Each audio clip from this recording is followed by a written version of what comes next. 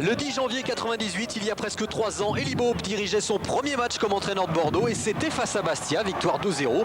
Ce soir, c'est son 99e match avec les Girondins et hormis ce titre virtuel de champion d'automne, Elie Baup a surtout le meilleur bilan d'entraîneur depuis 3 ans. Reste à confirmer cette belle série ce soir et ça démarre bien avec cette reprise de Lilian Lasland, sauvé sur sa ligne par Morlaix Souma. Premier danger devant la cage d'Éric Durand, Bordeaux qui doit impérativement gagner ce soir.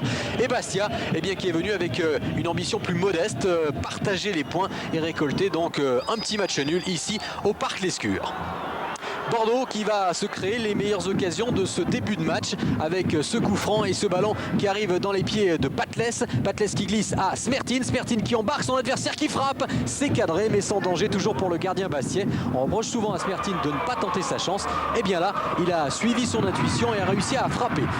Dernière occasion, et oui, de la première période. Match effectivement un petit peu insipide. Et Paoletta qui va marquer, mais vous l'avez peut-être aperçu, il y avait bien une faute de main de Paoletta qui a pris carrément ce ballon dans les bras. 0-0 à la mi-temps, première période extrêmement terne, avec deux tactiques qui s'opposent, deux équipes parfaitement bien organisées. Et du coup, ça nous donne une carence en occasion et un score de 0-0 relativement logique au vu du scénario de cette première période.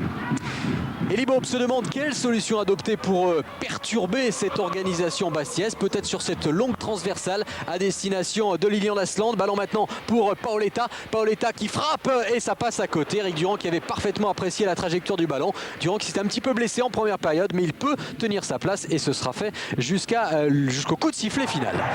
0-0 toujours et des Bastiais sereinement repliés en défense et des Bordelais qui ont un petit peu plus d'inspiration. En seconde période, on utilise les côtés et parfois un coup d'éclat, un exploit individuel comme ici. Paoletta et ce ballon qui a été légèrement freiné au passage, légèrement dévié. Paoletta qui tente tout pour essayer d'arracher cette victoire mais ça ne réussit pas. Ici, belle combinaison, ça joue vite. Enfin un petit peu de mouvement dans cette rencontre parce que pour l'instant, on n'est pas vraiment gâté. Un ballon pour Paoletta justement. La faute de Morlaix Souma et M. Moulin qui indique un coup franc. Erreur d'arbitrage car vous allez voir la faute, s'il y avait faute, était commise dans la surface de réparation. Paoletta a raison de protester. Regardez Morlaix Souma et la position surtout de Paoletta. Il est bien dans la surface au moment où Morlaix lui accroche le pied. En tout cas, pas d'incidence, toujours ce score de 0-0 et le même scénario, des Bastiais bien repliés et Bordeaux qui tente encore avec l'inénarrable Paoletta, la frappe de Paoletta et le réflexe étonnant d'Éric Durand qui a réussi à repousser, à bien apprécier ce tir de Paoletta.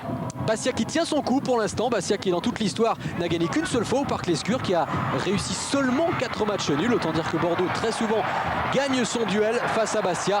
Et bien ici ça ne réussit toujours pas, peut-être avec ce ballon récupéré par Wilmots, mais c'était cadré, mais sans danger toujours pour Éric Durand. Frédéric Antonetti du coup sûr de lui et qui en a presque le sourire effectivement. Bastia pour l'instant tient en échec le leader du championnat. Paoletta qui va peut-être réussir l'exploit, obligé de donner sur le côté ce ballon qui circule bien avec Grenet. Ce centre à destination de Batles. Batles seul face à Éric Durand, c'est au-dessus. Occasion en or, la meilleure probablement jusqu'à présent des Girondins de Bordeaux par l'homme en forme du moment, Laurent Batles, mais qui rate complètement le cadre. Bordeaux va devoir concéder le nul à moins que Bastia, car le match n'est pas tout à fait terminé. La dernière minute de ce match, Bastia qui opère en contre-attaque.